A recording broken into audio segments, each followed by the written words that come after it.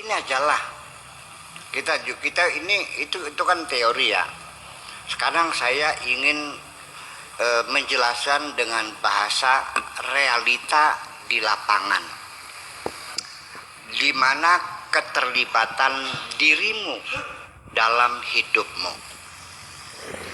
Coba jelaskan di mana keterlibatanmu dalam dirimu. Realita di lapangan kamu terima beres semua. Tinggal duduk manis, rambut panjang sendiri, darah mengalir sendiri, jantung berdegup sendiri, paru-paru kembang kempis sendiri, ampasnya keluar sendiri, keringat sendiri, tidur ya tidur sendiri, bangun-bangun sendiri. Di mana keterlibatanmu? Dari mulai kau lahir juga kamu tidak dilibatkan kok. Sampai kematianmu juga tidak dilibatkan. Semuanya kepastian Allah semuanya. Sadar nggak begitu? Atau bisa milih? Pak Dede lahirnya di mana? Di mana? Di Purwakarta, Cikampek. Pilihan siapa? Ibunya siapa? Pilihan siapa? Hari apa? Tanggal berapa? Bulan apa? Tahun apa? Jenis kelaminnya terlibat. Kalau memang Anda ingin diberi peran penting dalam hidup, sudah ini satu uji coba aja dah. Oke, semuanya tetap Allah yang ngatur. Tugasmu panjangkan rambutmu, rambut kepala, nggak usah ketek dah, kepala aja. Ketika kita diberi tugas memanjangkan rambutmu, mulut kepala, seumur hidup engkau tidak akan bisa bekerja apa-apa untuk memanjangkan rambutmu. Tiap hari ngedudut-dudut rambut, itu pun tidak akan sempurna kok. Pertanyaan saya, Anda ingin bersusah payah apa enak duduk manis? Tinggal duduk manis setiap malam menyanyikan lagu cinta.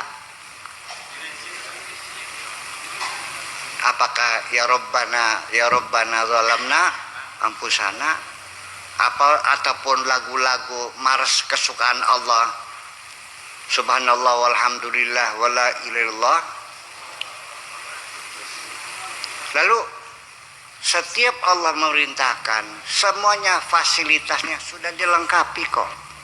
Lo minta apa lagi? Jadi sebenarnya Anda ingin apa sih?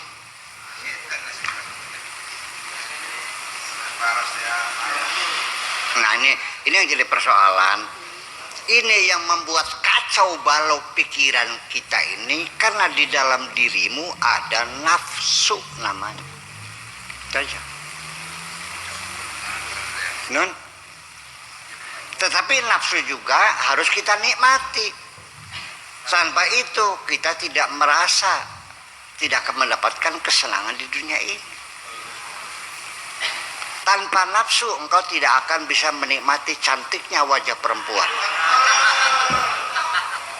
Tanpa nafsu kamu tidak akan merasakan nikmatnya sate. Itu aja. Jadi nafsu biarkan hidup, tapi yang penting bagaimana kira-kira nafsu itu bisa dikendalikan. Itu cakap saya. Non? Iya. Jadi kedaulatan mutlak semuanya ada di tangan Allah semuanya. Ya. Ya, begini. Kita merasa seolah-olah kita punya kekuasaan, punya kedaulatan, punya kehendak, punya prangsane anggapannya. Nyatanya sampai keinginan pun yang muncul dalam dirimu itu diciptakan oleh Allah. Anda berkeinginan seperti itu. Ada nggak orang yang oleh Allah tidak diciptakan keinginan pengen pinter? Ada nggak? Ada nggak orang yang Allah tidak membuat semangat bekerja mencari materi? Ada nggak? Tidur aja. Siapa yang nyuruh? Memang tidak dicipta oleh Allah. Nggak ada keinginannya. Teman-teman yang ke sekolah, dianya main dingdong. Iya kan? Nah itu semacam itu harus kita sadari. Jadi begini aja lah. Supir kereta listrik, sementara dia yakin diinjek gas kecepatan melaju, injek rem berhenti, kan begitu. Nah ketika listriknya mati, diinjek gasnya jalan enggak? Berarti Anda baru sadar tidak bisa menentukan karena listriknya putus. Silakan Anda melakukan interview kepada orang yang stroke.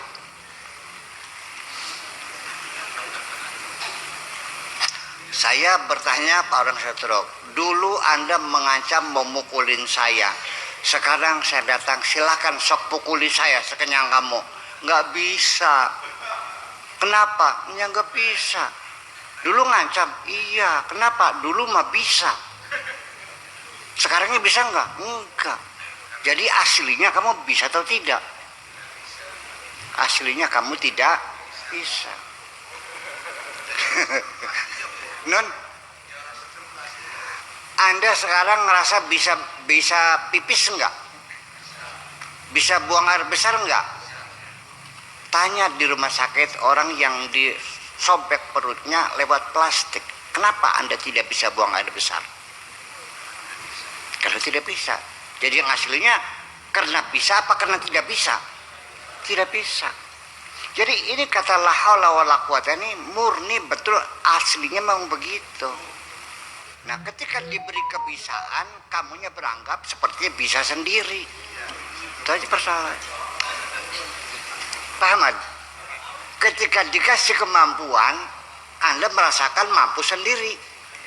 Ketika dicabut lagi, baru tersadar kita tidak punya kemampuan apa-apa.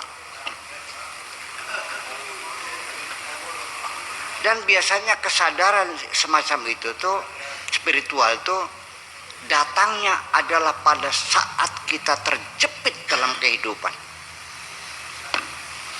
Ya, yuk kita ke Astana Gunung Jati. Di sana orang-orang yang ibadahnya luar biasa. Setiap hari sholatnya 17 waktu. Sehari-hari baca Quran saja. Sujud lagi, baca Quran, sujud lagi sambil puasa, sambil nangis. Hebat nggak? Karena utangnya 4 miliar belum bayar. Kalau memang dengan cara semacam itu baru Anda mendekatkan diri kepada Allah, saya doakan. Mudah-mudahan Anda punya utang 4 miliar. Apa perlu didoakan? Ya nggak usah dong. Ya kan? Ya kita saja harus menyadari sejak awal pelajaran orang lain kita manfaatkan. Tidak perlu Anda harus mengalaminya sendiri. Enakan begitu? Gimana Mang Em? Mau nanya? Ada lagi ya?